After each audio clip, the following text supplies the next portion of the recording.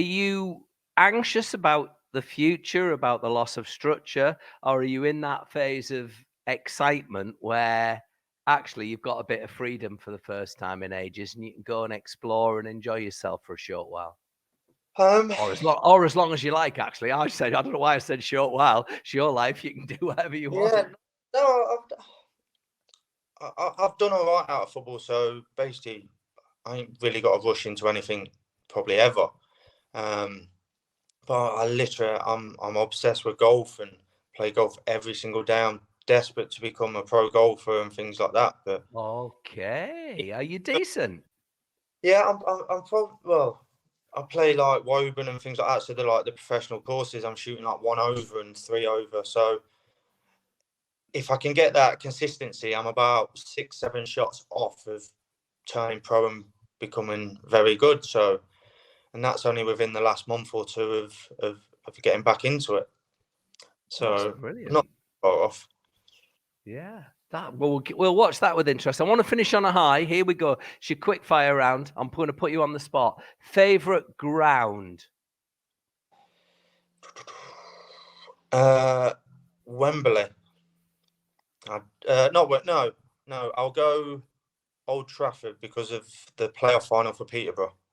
2011 beat Yeah. Huddersfield Nil. 3-0, but there was something on at Wembley. What ours was Champions League Yeah. final, so you had to play at Old Trafford. Okay, well I'll take that from you. Favorite supporters? Not wanting to influence Uh, you in any way, but Look, it's like I've always said to many people, like the North East fans. I know it's not good for Middlesbrough fans to hear it, but Middlesbrough, Sunderland, Newcastle, I actually think are the best. They are proper fans. But so yeah, Middlesbrough it was unbelievable. I loved it. stop that. Brilliant. Stop there. That was the right answer. Any regrets? And actually, I haven't asked you about those 11 red cards either, have I? And stuff. I don't know whether you regret any of those or that. I don't know what the hell happened in August with Donny in those mad 30 seconds. But go on. Regrets. Is there one thing you think, I wish I hadn't done that? My biggest regret was probably not sticking around and listening to Eddie Howe enough. Okay. That was my biggest one because I found I was there. But even with, yeah, I'd say that's my biggest regret because it was the Premier League. Yeah. But I went to Bournemouth, started playing with Callum Wilson, and then Callum Wilson done his ACL, I think he done, against Stoke away.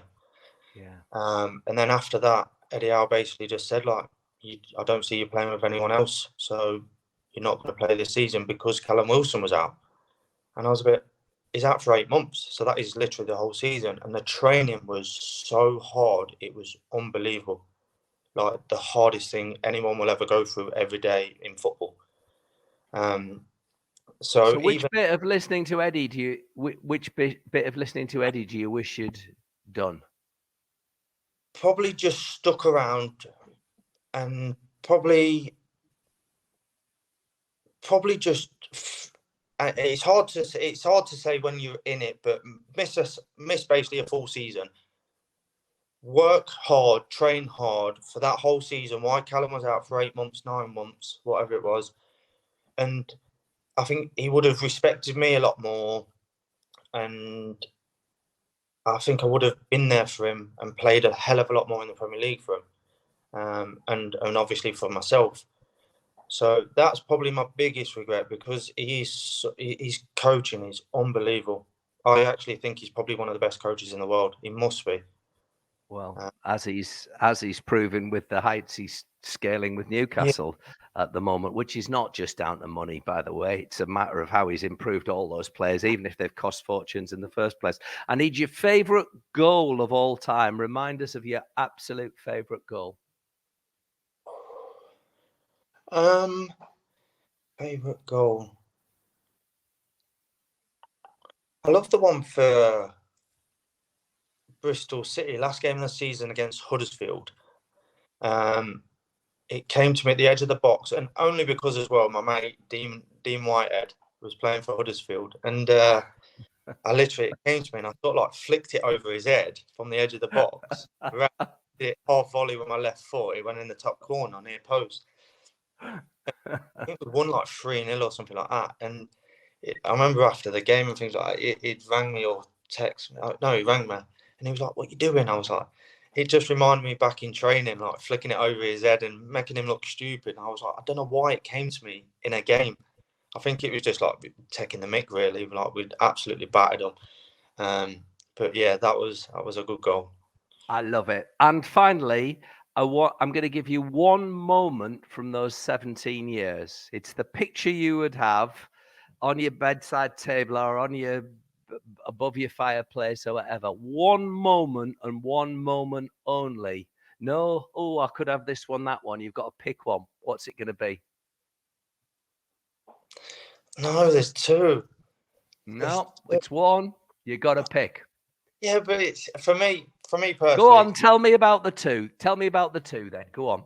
Well, the biggest one, obviously, for Middlesbrough was the company Turner against Man City, beating Man City. Of course, yeah. FA course. But yeah. for me personally, like making my debut against Liverpool at Anfield, wow, like that's my dream. That is literally, and then the game after, starting against Leicester, which is my hometown team, and things like that. Like they are, you couldn't write it any better for me personally. Okay, so that's Middlesbrough, but you hinted there was another one there as well. Yeah, the Premier League's got to be it. Reaching the Premier League. Yeah, that is it.